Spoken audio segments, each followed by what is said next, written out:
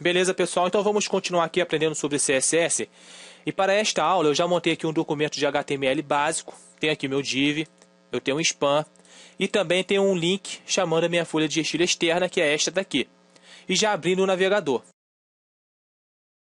E a primeira coisa que nós vamos aprender nessa aula, pessoal, é como dimensionar os nossos elementos, como definir largura e altura. Para isso, vou vir aqui na minha folha de estilo e vou selecionar meu div e vou definir um background aqui para ele de head. Vou definir uma altura por meio do atributo height, 100 pixels, e uma largura por meio do atributo width de, por exemplo, 300 pixels. E vou vir aqui embaixo, vou selecionar meu span, vou dar um background para ele de blue, vou definir um height para ele também de 100 pixels, que é a altura, né? E um width para ele também de 300 pixels. Vou dar um Ctrl S aqui, vou vir no navegador, F5. Então a primeira coisa que nós podemos perceber é que o span não pegou as dimensões que eu defini lá, né? O span nós sabemos que é o elemento inline e o div é o elemento em bloco. O que isso nos ensina? Isso nos ensina que os elementos inline eles não pegam as dimensões de height e width, ok? Então vou vir aqui no meu CSS, vou tirar essas definições de span, ok? E vou trabalhar primeiramente aqui no div. Então, conforme vocês puderam perceber, eu posso definir altura e posso definir largura. E vocês podem perceber aqui, pessoal, que eu estou trabalhando com a unidade de medida pixel. Eu também posso, se eu quiser, trabalhar com a unidade de medida em porcentagem. Por exemplo, vou vir aqui no width, vou colocar 50%.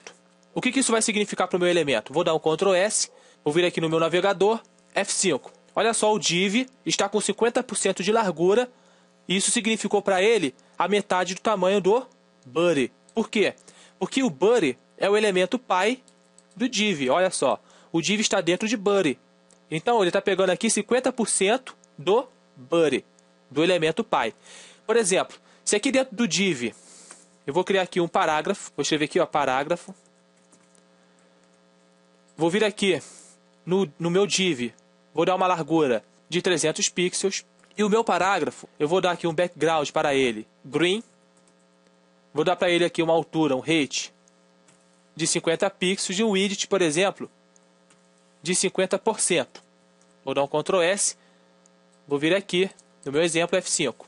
Olha aqui, o meu parágrafo agora, ele tem 50% de largura com relação aqui ao elemento pai dele, que é o div. Por quê? Porque o meu parágrafo, vejam bem, está dentro do div. Então, o div é o elemento pai do parágrafo. Então, pessoal, nós temos que ter isso em mente se nós formos trabalhar com a unidade de medida porcentagem, tá certo? Eu vou tirar aqui essas definições do parágrafo. Eu vou tirar também aqui o meu parágrafo. Dar um Ctrl S e dar um Ctrl S.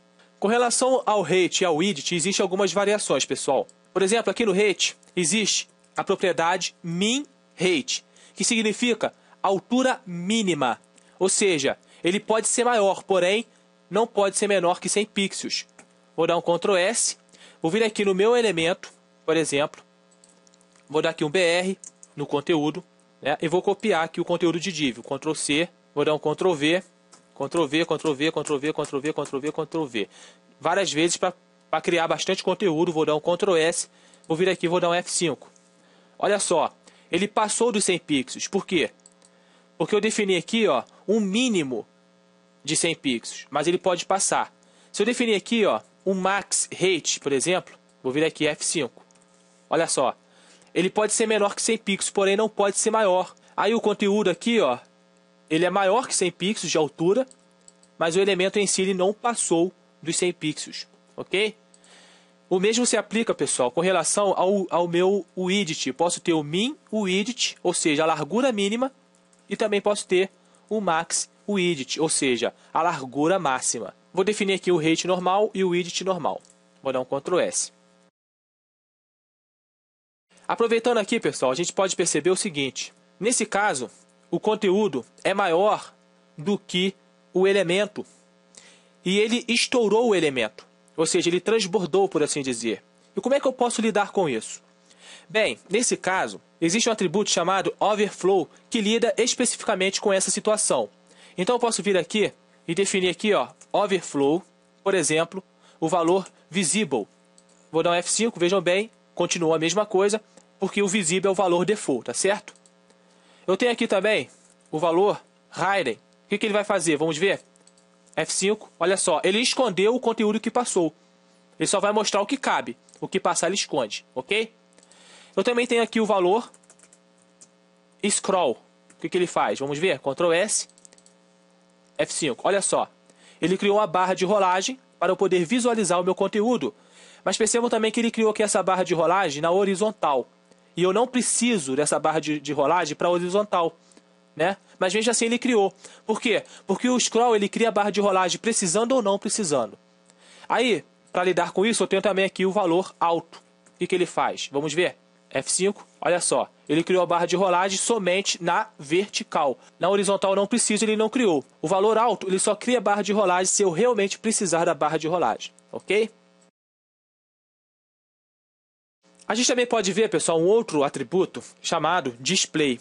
Então, por exemplo, aqui no span, a gente viu já, a gente não consegue definir, eu vou dar um background primeiro aqui de gray, né? A gente não consegue definir aqui, ó, a altura e nem a largura. Por quê? Porque ele é um elemento inline. Ele não vai pegar, né? Ó, F5, ele não pegou.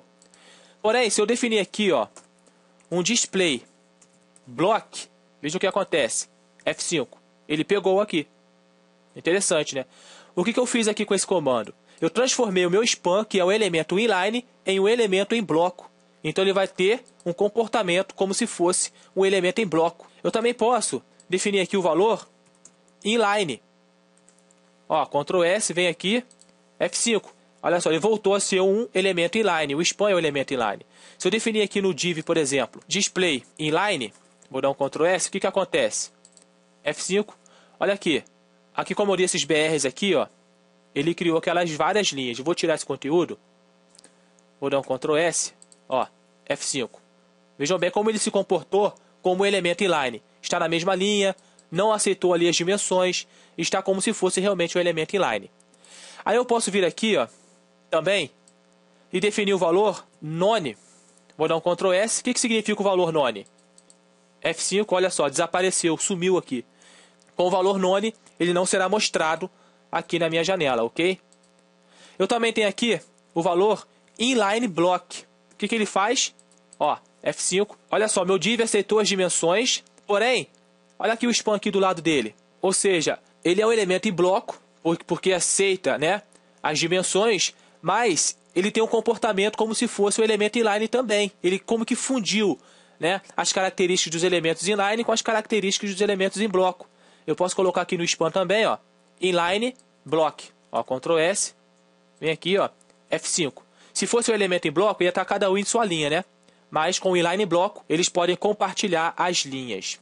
Então, pessoal, era mais ou menos isso que eu queria mostrar nessa aula para vocês. Na próxima aula a gente continua estudando. Valeu!